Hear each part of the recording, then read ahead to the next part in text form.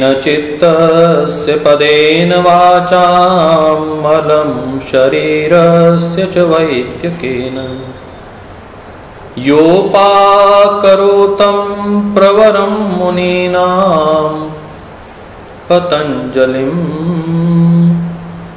प्राञ्जलिरानतोऽस्मि पतञ्जलिं प्राञ्जलिरानतोऽस्मि। ओम शांति शांति शांति। 21 जून अंतर्राष्ट्रीय योग दिवस समारोह हमारे बहुत निकटस्थ है और प्रत्येक योग साधक के लिए, योग प्रेमी के लिए, योग के प्रत्येक कार्यकर्ता, योग शिक्षक के लिए कितना बड़ा ये उत्सव का कार्यक्रम है, ये कोई हमसे पूछे। एक कार्यकर्ता के नाते एक उल्लास, ऊर्जा, उत्साह का वातावरण बन जाता है जैसे ही हम अंतर्राष्ट्रीय योग दिवस की बात करते हैं। योग भारत की सॉफ्ट पावर है और इस सॉफ्ट पावर को विश्व पटल पर पहुंचाने का कार्य, जहां हमारे ऋषि परंपरा को मानने वाले सद्गुरुओं ने किया है, उसमें शिखर आरोहण करके विश्व पटल पर अनेक राष्ट्रों में जाकर योग का गुणगान करके योग को व्यक्तिगत रूप से प्रसारित करने का कार्य परम श्रद्धेय स्वामी जी महाराज ने किया है, श्रद्धेय आचार्य श्री ने किया है।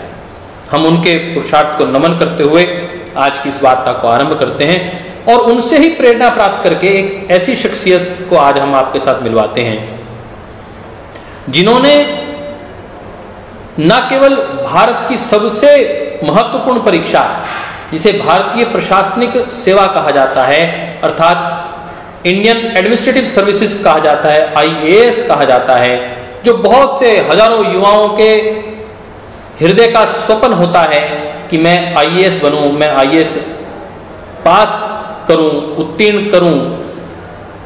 ऐसा ही स्वप्न जिस भाई ने देखा, श्री गंगानगर राजस्थान से जुड़े एक ऐसे व्यक्तित्व को आपसे मिलाना चाहता हूं, जिन्होंने एक छोटे से गांव श्री करणपुर से जन्म लेकर इस यात्रा को, इस बहुत बड़े आयाम को मात्र 6-7 साल पहले पूरा किया।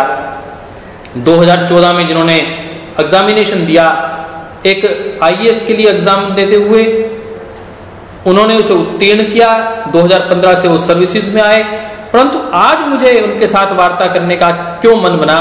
दोस्तों मित्रों, आज हम चर्चा कर रहे हैं अंतर्राष्ट्रीय योग दिवस के पूर्व संध्या पर, इस पहले एक हफ्ते में एक ऐसे व्यक्तित्व से जिन्होंने IAS के एग्जाम में अपनी हॉबी के रूप में, जब लिखा जाता है कि आपकी हॉबी क्या है, तो उसमें लिखा गया कि मैं योग करता हूं और योग करना पसंद करता हूं। ऐसी बात कहने वाले और स्पष्टता के साथ अपने योग के साथ अपना परिचय देने वाले और न केवल मात्र योग को जीने वाले, परंतु IAS के एग्जाम में भी जिन्होंने योग के अनेक प्रश्नों का उत्तर दिया, ऐसे भाई आदरणीय डॉक्टर राजेंद्र पेंसिया जी हमारे साथ हैं। मैं उनका बहुत बहुत स्वागत और अभिनंदन करता हूं। धन्यवाद। पतंजलि योगपीठ परिवार उनका अपना परिवार है, आपका ये आपका गुरुधाम है। और यहाँ एक IAS के नाते आज मेरा आपसे कुछ विशेष पूछने का मन है।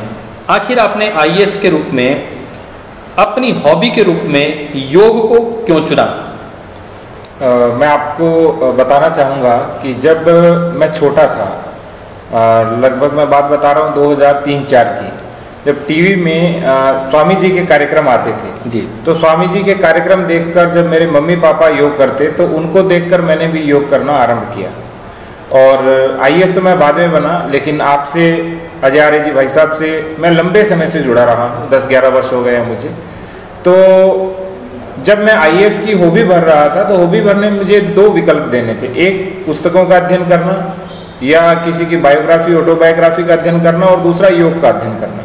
जब मैंने दोनों के विषय में सोचा तो जिसको मैंने अपने अंतर्मन के, अपने हृदय के समीप पाया वो योग था। बहुत अच्छा, बहुत अभिनंदन। इसलिए मैंने योग को हॉबी के रूप में भरा और योग के विषय मुझे इंटरव्यू में 3-4 प्रश्न भी पूछे गए। तो संयोग से 21 जून को जो अंतर्राष्ट्रीय योग दिवस है, तो मुझे लगता है कि कहीं ना कहीं हमने जो पहले चुना योग को हॉबी के रूप में, और भविष्य में वो उसी योग के लिए पूरे भारत को, पूरे विश्व में दोबारा जाना जा रहा है। और वही योग भारत को पुनः विश्व गुरु भी बनाएगा। माननीय प्रधानमंत्री जिस क्षेत्र से आते हैं, जो उनका संसदीय क्षेत्र है, वह क्षेत्र जिसको एक योगी ही लीड करता है, प्रधानमंत्री जिस क्षेत्र से हो, मुख्यमंत्री योगी हों, उस राज्य में आपको कार्य करना कैसा लगता है? माननीय प्रधानमंत्री महोदय और माननीय मुख्यमंत्री महोदय के निर्देशन और नेतृत्व में हम सभी अच्छा कार्य कर रहे हैं। हमारा जो मूल काम वो एग्जीक्यूशन लेवल पर होता है। तो जो भी नीति आती है, जो शासन की प्राथमिकताएं होती हैं, हम प्रयास करते हैं कि उनको जमीनी धरातल पर अक्षरशः उतारें और शासन, प्रशासन और आम जन के जो बीच की दूरी है उसे पूर्णतः शून्य करते हुए आम जन को लगे कि सरकार केवल है ही नहीं, अभी तो उसको सरकार के विषय में थोड़ा महसूस भी हो, भाव भी हो सरकार के विषय में। तो हमारा यही प्रयास रहता है कि जितनी भी नीतियां हैं उन सभी को आम जन तक पहुंचाना। आपने एसडीएम के रूप में काम किया, क्योंकि पहले जब एक आईएएस ऑफिसर बनते हैं, मैंने उत्तर प्रदेश में आपको ये कैडर लिया आपने, तो कैडर का चुनाव कैसे होता है? कैडर का चुनाव मेरिट बेस पे होता है। जैसे ही आपकी मुख्य परीक्षा होती है, उसके उपरांत इंटरव्यू के समय आपके विभिन्न प्रकार के राज्य भरे जाते हैं। तो हमारे यहाँ कुल 26 राज्य भरे जाते थे, जिसमें मैंने पहला ऑप्शन राजस्थान भरा, क्योंकि ओबियसली कि वो मेरा स्टेट था। दूसरा मैंने हरियाणा भरा, तीसरा उत्तर प्रदेश भरा, चौथा एमपी भरा। तो इस तरह से मैंने कुल 26 स्टेट भरे थे। सबसे लास्ट में मैंने नागालैंड भरा था। तो इसी क्रम के अंदर जो मेरा तीसरा स्थान था मेरिट में, और इसमें भी दो होते हैं, एक इनसाइडर और एक आउटसाइडर। तो इनसाइडर और आउटसाइडर में ये होता है कि यदि आप यूपी के अंदर यदि आउटसाइडर की वैकेंसी है तो उसमें इनसाइडर अर्थात यूपी का कोई नहीं आ सकता, और यदि यूपी में कोई इनसाइडर की वैकेंसी है तो उसमें कोई आउटसाइडर अर्थात अदर देन यूपी का नहीं आ सकता। बहुत अच्छा। तो मेरिट के अंदर मैं आउटसाइडर था और मुझे यूपी की जो प्राथमिकता में मुझे वरीयता में तीसरा नंबर मिला, तो मुझे यूपी प्राप्त हुआ। बहुत अच्छा। तो हमने कैडर कैसा मिलता है एक आईएएस ऑफिसर को, क्योंकि मैंने ये आम युवाओं के मन की बात है, पेरेंट्स को पता नहीं होता, मुझे ही नहीं पता था कि कैडर कैसे तय होता है। तो आज हमने उनसे चर्चा की, और एक ऐसा प्रांत जो सबसे बड़ा प्रांत है, जिसका यदि हम भौगोलिक दृष्टिकोण से देखें सबसे बड़ी जनसंख्या का प्रांत है, तो 11,000 करोड़ की संख्या है, नहीं 21 करोड़ की संख्या, 21 करोड़ की संख्या जिस प्रदेश की हो, क्योंकि हम संगठनात्मक दृष्टिकोण से पूर्व और पश्चिम भाग में देखते हैं, परंतु यदि पूरा उत्तर प्रदेश देखें तो 21 करोड़ भारत की 1/6 जनसंख्या जिस एक प्रदेश में है, उसमें आदरणीय भाई साहब कार्य करते हैं। तो मैं उन्होंने एसडीएम के रूप में काम किया, चीफ डेवलपमेंट ऑफिसर के रूप में काम किया। तो गांव के साथ काम करना, फर्रुखाबाद में उन्होंने देखा भी कि एक आम ग्रामीण के जीवन में, खेतीहर के जीवन में, किसान के जीवन में आप क्या परिवर्तन ला पाए, क्या आपको सुकून मिल पाया वहाँ कार्य करते हुए? सर्वप्रथम तो जो माननीय मुख्यमंत्री महोदय का जो सबसे महत्वाकांक्षी फ्लैगशिप कार्यक्रम के रूप में कह सकते हैं, वो है IGRS, जो इंटीग्रेटेड ग्रीवेंस रिड्रेसल सिस्टम है, जिसके तहत चाहे कोई भी व्यक्ति आए, उसकी प्रतिदिन जन सुनवाई हमें करनी है। तो उस जन सुनवाई के तहत जो भी व्यक्ति आता था, उसका हम प्रयास करते थे कि न्यूनतम समय में उसकी समस्या का समाधान हो। इसके लिए मैंने एक पर्सनल भी अपना मॉनिटरिंग रजिस्टर लगाया हुआ था, क्योंकि कुछ शिकायतें शासन के माध्यम से आती हैं, कुछ जिला स्तर पे आती हैं, कुछ ऑनलाइन वो व्यक्ति ही दे देता है, लेकिन कुछ एक लोग ऐसे होते हैं जो जागरूक नहीं होते, शिक्षित नहीं होते या IT फ्रेंडली नहीं होते, तो वो सीधे शिकायत करके चले जाते हैं। तो मैंने देखा कि लंबे समय से जो शिकायतें पेंडिंग हैं, विशेष रूप से उस गरीब व्यक्ति की जिसकी पहुँच कहीं भी नहीं है, उसको मैंने व्यक्तिगत रूप से एक रजिस्टर का नाम दिया, उसका नाम था PMR, पर्सनल मॉनिटरिंग रजिस्टर। तो उसमें मैं सभी का लिखता और उसके साथ में उसके टाइम पीरियड भी देता कि 15 दिन के अंदर अंदर इसका समाधान करना है। साथ में उस व्यक्ति का मोबाइल नंबर भी लिखा होता, और मैं उसको कह के भेज देता हूँ कि आपको दोबारा ऑफिस में नहीं आना है, जैसे ही समस्या का समाधान होगा तो हम आपको फ़ोन करके बुला लेंगे। क्या बात है, कितना अद्भुत बात है कि एक डिप्टी कमिश्नर और एक मैं यदि यूँ कहूँ कि यदि हरियाणा की लैंग्वेज में कहूँ तो एडिशनल DC, ADC, ये पोस्ट होती है CDO की पोस्ट पर रहकर एक व्यक्ति यूँ कहे यदि उत्तर प्रदेश में कि आपको आने की आवश्यकता नहीं, यदि आपने कार्य दे दिया तो हम आपको फ़ोन करके सूचित करेंगे कि आपका कार्य हो गया है, और वो 15 दिन के अंदर होता है कार्य। ये एक प्रतिभाशाली युवा आईएएस की कमिटमेंट है, किस प्रकार भारत बदल रहा है, भारत की रीति नीति तस्वीर बदल रही है। और वो जो हाँ हम कलेक्टर कहा करते थे, कलेक्टर मतलब जो सारे के सारे लगान को इकट्ठा करता था, अंग्रेजों का कलेक्टर, जिसके चाबुक के आगे कोई व्यक्ति ठहर नहीं पाता था, जिसके अन्याय की बात होती थी, उस जगह पर अब भारतीयकरण हो रहा है, उस स्थान का, उस सर्विसेज का भारतीयकरण हो रहा है। जिस आईएएस को कभी सुभाष चंद्र बोस ने जिसकी परीक्षा उत्तीर्ण की थी, परंतु उसके बावजूद उन्होंने भारतीयता की लड़ाई लड़ी, स्वदेशी की लड़ाई लड़ी, ऐसे ही दमखम रखने वाले हमारे एक आईएएस भाई हमारे साथ हैं।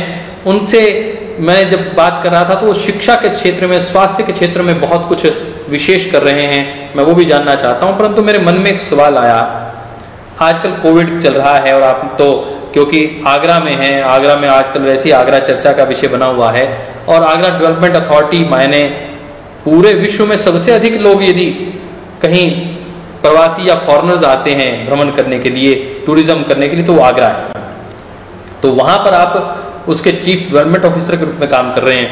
तो मैं आगरा डेवलपमेंट अथॉरिटी के वाइस चेयरमैन के नाते आपका जो कार्य है उसकी प्रशंसा को मैं सुन ही चुका हूँ, परंतु मैं ये जानना चाहता हूँ कि किस प्रकार आपने अनुभव किया कि इस कोविड महामारी में योग और आयुर्वेद कितना एक लोगों में कारगर हुआ, आपने कैसा अनुभव किया, व्यक्तिगत अनुभव क्या था और एक प्रशासनिक अधिकारी का अनुभव क्या था? व्यक्तिगत अनुभव तो मैं बताऊं कि मैं सामान्य रूप से एलोपैथिक दवा नहीं लेता हूं।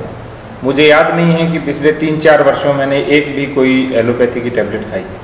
उसके पीछे कारण ये है कि मेरा मानना है कि यदि आप योग और आयुर्वेद और उसके साथ में एक स्वस्थ दिनचर्या को अपनाते हैं तो आपको अंदर इतना अच्छा इम्यून सिस्टम आपका हो जाएगा कि आपको बीमारियां पास ही नहीं आएंगी। एक चीज़ मैं बताना चाहूँगा, मैं रोज़ सुबह 5 बजे उठता हूँ और मैं प्रयास करता हूँ कि 9:30 बजे तक लंच ले लूँ। मेरी लाइफ में ब्रेकफास्ट नाम का कुछ नहीं है, मैं 9:30 तक लंच ले लेता हूँ। उसके बाद शाम को सूर्यास्त के बाद कभी भोजन नहीं करता। क्या बात है! तो एक योगी की सही पहचान, आहारचर्या, आहार 2 समय से अधिक नहीं लेना, बहुत अच्छा। मैं बस सुबह एक चपाती खाता हूँ, उसके बाद दिन भर सलाद या फ्रूट या जूस या दूध बस उसी पर रहता हूँ। शाम को एक कटोरी 7 बजे करीब या 6:30 करीब मैं दाल ले लेता हूँ। दूसरा, सुबह 2 से 2.5 घंटे, लगभग 5 से लेकर के 7:30 तक का समय मैं स्वयं के लिए रखता हूँ, क्योंकि स्वामी जी ने एक बात कही थी जब मैंने काफ़ी समय पहले 8-10 वर्ष पहले जब स्वामी जी से मिला था, तो उन्होंने कहा था कि 1 घंटे शरीर को और 23 घंटे देश को। तो मैंने उसको थोड़ा अपनी भाषा में मोल्ड किया। मैंने कहा 1 घंटे शरीर को, 1 घंटे आत्मा को और 22 घंटे देश को। तो मैं उसी का अनुसरण करता हूँ।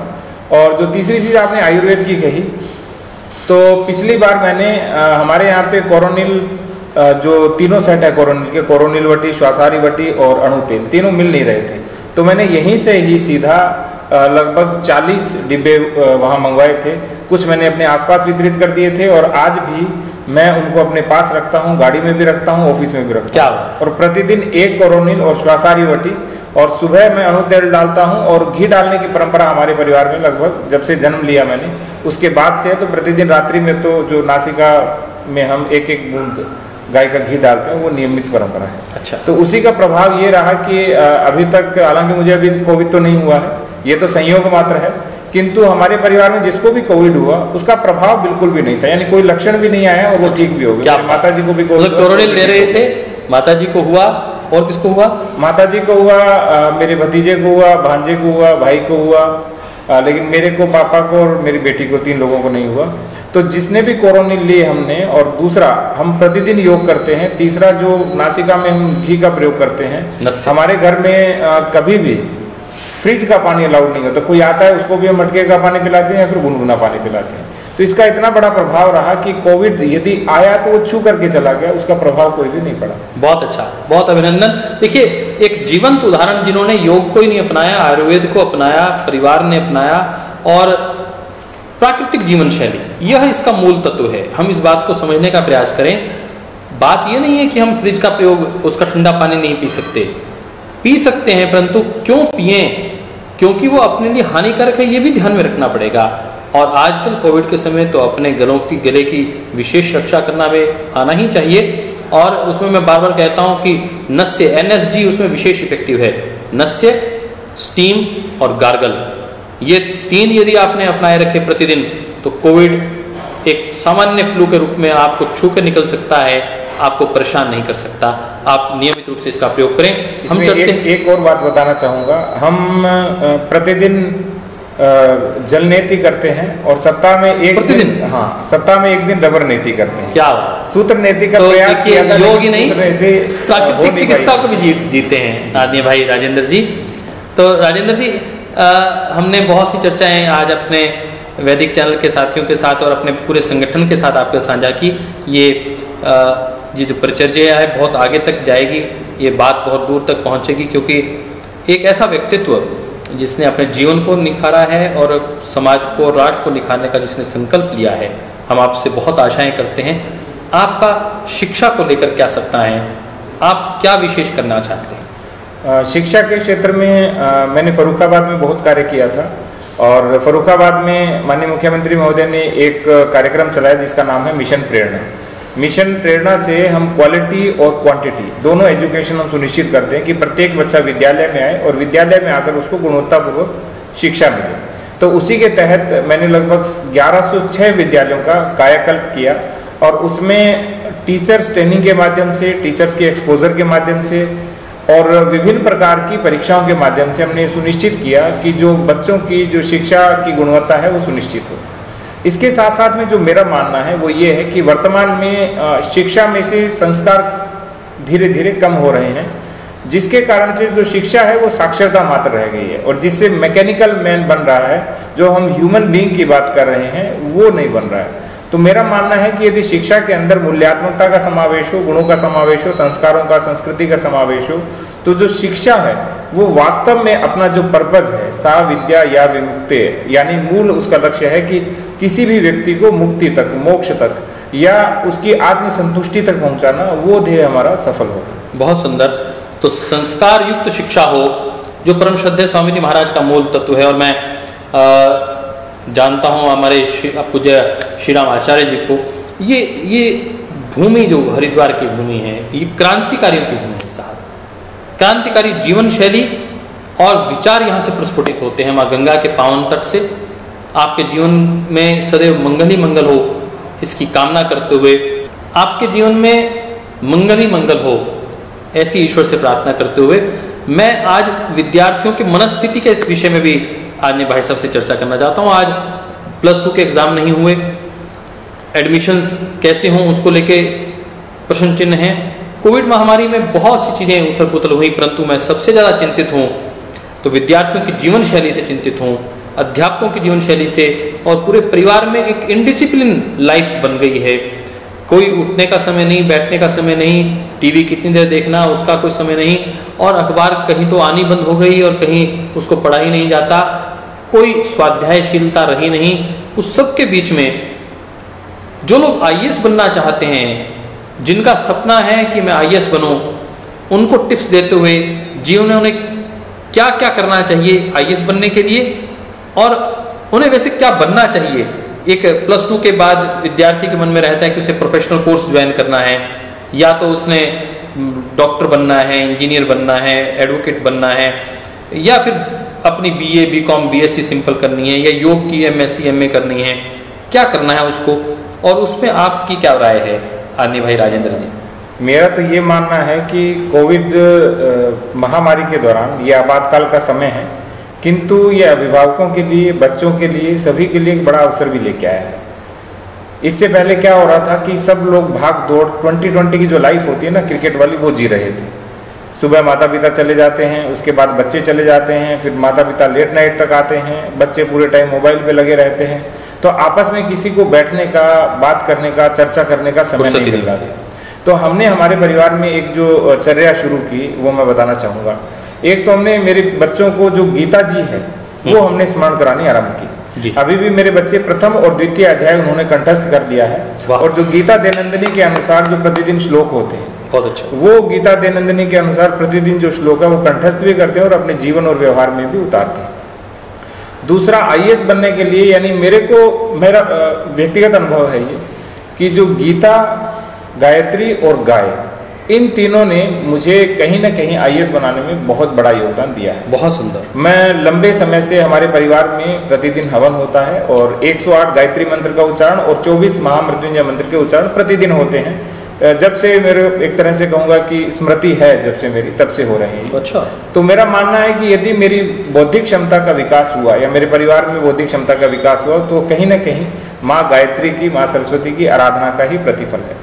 दूसरा, प्रतिदिन गीता का जो पाठ है, मेरे को भी गीता के प्रथम 2 अध्याय कंठस्थ हैं पूरी तरह से, और आजकल मैं तीसरा अध्याय कंठस्थ कर रहा हूँ क्योंकि समय नहीं मिल पाता है, तो प्रतिदिन 1 या 2 श्लोक हो पाते हैं। तो जो गीता जी है, गीता जी ने हमें ये बताया कि जो कर्म संन्यास है उसका वास्तव में अर्थ क्या है। कर्म संन्यास का अर्थ है कि आप कर्म के फल से दूर रहना है और पूरी तरह से कर्म के अंदर लग जाना, यानी जो भी कार्य आपको मिले, सफाई का कार्य मिले तो सफाई में श्रेष्ठ बने, आपको नौकरी का कार्य मिले तो नौकरी इस तरह से करे कि और कोई दूसरा काम नहीं, इतना खो जाए कि वो कर्म ही आपका जीवन बन जाए। इसे कर्म संन्यास गीता जी में कहा गया है। और जो तीसरा है गाय, हमारे घर में भी गौ माता है और अभी भी मैं जब आगरा में रहता हूँ तो गौ माता है, तो मैं प्रतिदिन गौ माता के पास जा करके, मैं कुछ फोटो भी आपको दिखाऊंगा कि मैं प्रतिदिन जा करके एक तरह से उनके सिर पे और पूरे शरीर पे हाथ फेरता हूँ और संडे को उनको नहलाता भी हूँ। तो इससे मेरे को लगता है कि मेरे जीवन में बहुत पॉजिटिविटी आई, बहुत सकारात्मकता आई और कहीं ना कहीं मेरी बुद्धिक क्षमता, आत्मिक क्षमता और शारीरिक क्षमता तीनों पर सकारात्मक प्रभाव पड़े। तो किसी न किसी रूप में आईएएस बनाने में इनका भी योगदान है। और तीसरी बात यह है कि मेरा मानना है कि जब भी आप आईएएस की तैयारी करें तो पहले से निर्धारित कर लें ग्रेजुएशन लेवल पे मुझे क्या करना है। आप बीए करना चाहते हैं, आप एमए करना चाहते हैं, या बीएससी एमएससी करना चाहते हैं, बीकॉम एमकॉम करना चाहते हैं, या पहले एमबीबीएस एमडी करना चाहते हैं, तो जो भी करें तो आईएएस की तैयारी तन्मयता के साथ आपको करनी है। चाहे 2 वर्ष देना चाहें, 3 वर्ष देना चाहें, तो 3 वर्ष का मतलब 3 वर्ष केवल आईएएस के लिए होने चाहिए कि 1 गोल और एक आपका 1 रूम होना चाहिए, 1 नोट्स होने चाहिए, 1 बुक होनी चाहिए, 1 गाइड होना चाहिए। तो ये 4-5 चीज़ें यदि आपकी मिल जाएंगी तो आपको उस लक्ष्य की प्राप्ति हो जाएगी। बहुत अच्छा। तो ये आप एक प्रशासनिक अधिकारी हैं और प्रशासनिक अधिकारी होते हुए कितने प्रकार के तनाव आते हैं। मैं अभी पिछले दिनों मुझे हरियाणा योग कमीशन का चेयरमैन बनने का अवसर मिला, परम श्रद्धेय स्वामी जी महाराज के आशीर्वाद से, धन्यवाद। तो मैंने देखा प्रशासनिक कार्य करते हुए एक आईएएस की कितनी बड़ी महत्वपूर्ण भूमिका है पॉलिसी डिसीजन में और उसके इम्प्लीमेंटेशन में, क्योंकि यदि वो उसकी सकारात्मकता हो तो कार्य कितनी तीव्रता से हो सकता है, ये मैंने खुद देखा है। मुझे राजस्थान में काम करने का अवसर मिला। हमारे एक आदमी भाई गौरव गोयल जी हैं, एक अद्भुत व्यक्ति, समर्पित बिल्कुल युवा आईएएस ऑफिसर हैं। ऐसे ही हमारी एक बहन गुजरात में हमें मिली, वहाँ उनके साथ हमने कार्यक्रम किया अहमदाबाद में, बहुत अद्भुत कार्यक्रम हुआ। ऐसे ही हमने महाराष्ट्र में कार्य किया। तो हमने देखा है जहाँ जहाँ जो प्रशासनिक अधिकारी जिनकी अपनी इच्छा हो योग को, भारतीयता को, भारतीय संस्कृति को, ऋषि को, संस्कृति को आगे बढ़ाने की, वहाँ कार्य करना बहुत सुगम हो जाता है। तो 2 चीज़ें कि आप योग के कार्यों में कैसे जुड़ते हैं, पतंजलि योग समिति के कार्यकर्ताओं से कभी मिलते हैं, समय मिलता है, योग की कक्षा में जाते हैं कभी, और दूसरा कभी तनाव आ जाता है तो क्या करते हैं? तनाव का तो एकमात्र समाधान जो मुझे लगता है वो है कि मैं ध्यान करता हूँ, और ध्यान करता हूँ मैं गीता जी के 6ठे अध्याय के अनुसार, जिसमें भगवान कृष्ण ने कहा कि आप अपने नासिकाग्र पर ध्यान केंद्रित करके यदि 10 मिनट भी यदि आप बैठ जाएंगे तो आपको जितने भी तनाव है वो दूर हो जाएगा। दूसरा, फर्रुखाबाद में संयोग से मैं सीडीओ रहा, तो सीडीओ के अंदर क्या होता है कि वर्तमान में सब जगह पे योग सहायक और योग प्रशिक्षकों की भर्ती हो रही है। तो मुझे ये सौभाग्य मिला कि मैंने 8 योग सहायकों और 8 योग प्रशिक्षकों की भर्ती मैंने मेरे हाथों से। बहुत सुंदर, बहुत सुंदर। और उसमें मैंने एक और कार्य किया कि उनसे प्रश्न पूछने की बजाय मैंने व्यवहारिक रूप से करवा के देखा। हो सकता है प्रश्न उस समय नहीं बता पाए, तो व्यवहारिक रूप से जिसने अच्छा बताया उसका हमने चयन किया। और जब मैंने पूछा कि भाई यहाँ पे योग कौन करवाता है, तो नाम आता है कि पतंजलि वाले योग करवाते हैं, बाकी तो कोई करवा ही नहीं रहा है। तब मैंने क्या किया, पतंजलि के योग को और हमारे जो 16 लोग जो हमने भर्ती किए थे सबको एक साथ जोड़ा। उनके साथ मैंने 2-3 मीटिंग भी की। मीटिंग करने के उपरांत उनको गांव-गांव में हमने भेजना आरंभ किया। मैंने कहा भाई पतंजलि का भी आप सहयोग लो और शासन के जो योग प्रशिक्षक और योग सहायक है दोनों मिल करके यदि इस कार्य को आगे बढ़ाएंगे तो वास्तव में जो योग है वो लोगों के जीवन को तक न केवल पहुंचेगा, अभी तो उनके जीवन को सकारात्मक रूप से प्रभावित करेगा। और वर्तमान में जो भी एक तरह से रूटीन लाइफ की जो बीमारियां हो गई, जिसमें फ्रस्ट्रेशन है, डायबिटिक है, बीपी है, ये इन सब का यदि कोई समाधान है तो वो एकमात्र योग है। तो श्रद्धेय स्वामी जी महाराज का तो जैसे मैं समझता हूँ 18 से 20 घंटे पुरुषार्थ में निकल जाता है। आपकी बातें सुनने से मुझे भी ऐसा लगता है कि आप भी सुबह से शाम तक लगे रहते होंगे। एक मोटो बताइए, आपकी लाइफ का मोटो क्या है? जैसे श्रद्धेय स्वामी जी महाराज तो कहते हैं अखंड प्रचंड पुरुषार्थ, आपके जीवन का मोटो क्या है? मेरे जीवन का जो मोटो है वो है योग है कर्म सु कौशलम। बस तो कर्म को इतनी कुशलता से करो कि वो आपके जीवन में योग बन जाए। और दूसरा मैं कहता हूँ कैरेक्टर इज हाईएस्ट वर्च्यू। आपका जो चरित्र है वो ऐसा होना चाहिए जो दूसरों के लिए एक आदर्श बने। बहुत अच्छा। आज हम चर्चा कर रहे थे आदमी भाई राजेंद्र पेंसिया जी से, जो एक युवा IAS ऑफिसर हैं, जिनके कंधों पर भारतीय समाज की परंपराओं की, भारतीयता की, स्वदेशी की एक बहुत बड़ी बागडोर उनके हाथ में है। और वह एक प्रशासनिक अधिकारी होने के साथ साथ एक योग को जीने वाले व्यक्तित्व हैं। स्वयं ना चाय कॉफ़ी लेते हैं, परंतु साथ में प्रतिदिन योग करते हैं, सूत्र नीति जल नीति करते हैं। मैं उनको हृदय से अभिनंदन करना चाहता हूँ। और एक ऐसे ही आदर्श IAS के साथ साथ आदर्श राष्ट्रभक्त नेता जो हम देख रहे हैं, वो उनकी एक नई कतार शुरू हुई है। ऐसे वो भी आगे बढ़ें। भारत की तकदीर और तस्वीर बहुत अच्छी होगी। इस सुखद भविष्य की कामना के साथ पुनः आपको अंतर्राष्ट्रीय योग दिवस की बहुत बहुत मंगल कामनाएं। हम फिर आपसे मिलेंगे और आने वाले कुछ दिनों तक हम अंतर्राष्ट्रीय योग दिवस के कार्यक्रमों के आधार पर ही आपसे चर्चा करेंगे। इतना ही कहते हुए आपसे विदा लेते हैं। बहुत बहुत धन्यवाद भाई राजेंद्र जी। धन्यवाद भाई साहब, बहुत बहुत।